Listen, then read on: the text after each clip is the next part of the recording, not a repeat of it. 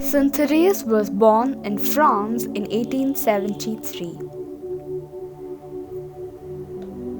St.Therese's mother died of breast cancer when she was 4.5 years old. Her 16-year-old sister, Pauline, became her second mother, which made the second loss even worse when Pauline entered the Carmelite convent 5 years later.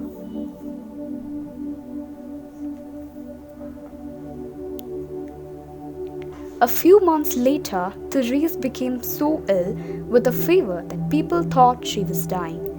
Once, when St. Therese saw her sisters praying to a statue of Mary in her room, Therese also prayed. She saw Mary smile at her, and suddenly she was cured. St. Therese tried to keep the grace of the cure secret, but people found out and badgered her with questions about what Mary was wearing and what she looked like.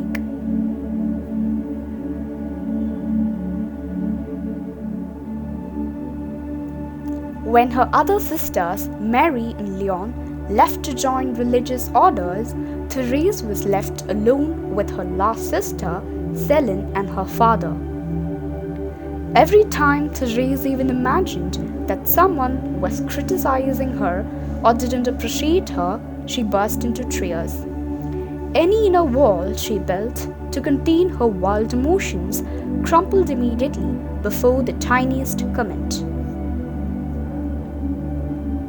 On Christmas Day in 1886, the 14-year-old hurried home from church. In France, young children left their shoes by the hearth at Christmas, and then parents would fill them with gifts. By 14, most children outgrew this custom, but her sister Céline didn't want Therese to grow up, so they continued to leave presents in baby Therese's shoes.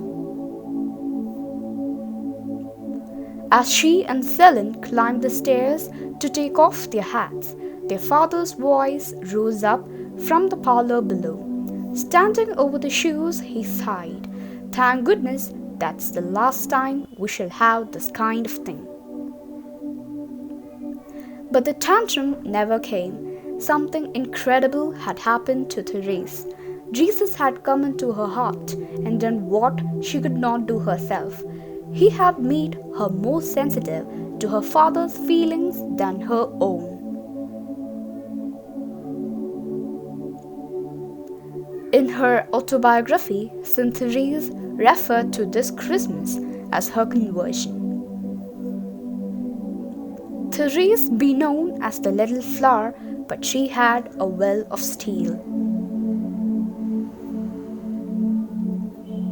St. Therese was admitted to the Carmelite convent that her sisters Pauline and Mary had already joined.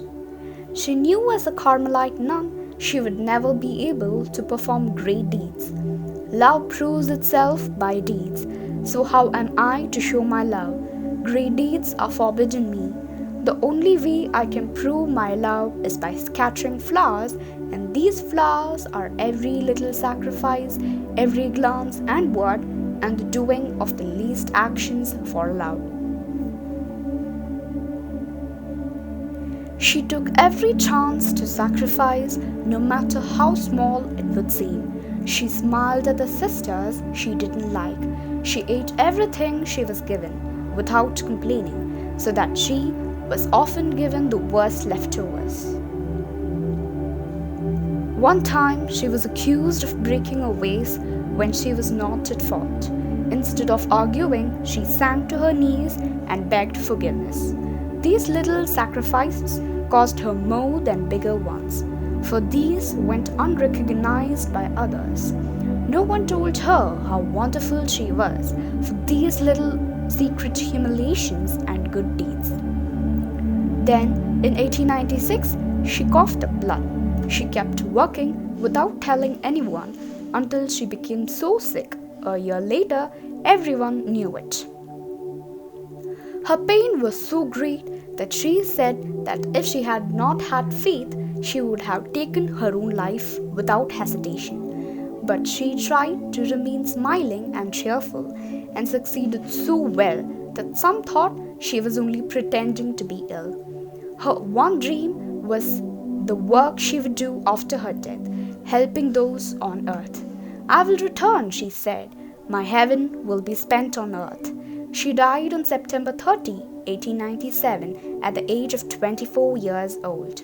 Therese of Lisieux is one of the patron saints of the missions, not because she ever went anywhere, but because of her special love of the missions and the prayers and letters she gave in support of missionaries. St. Therese, pray for us and for the missionaries.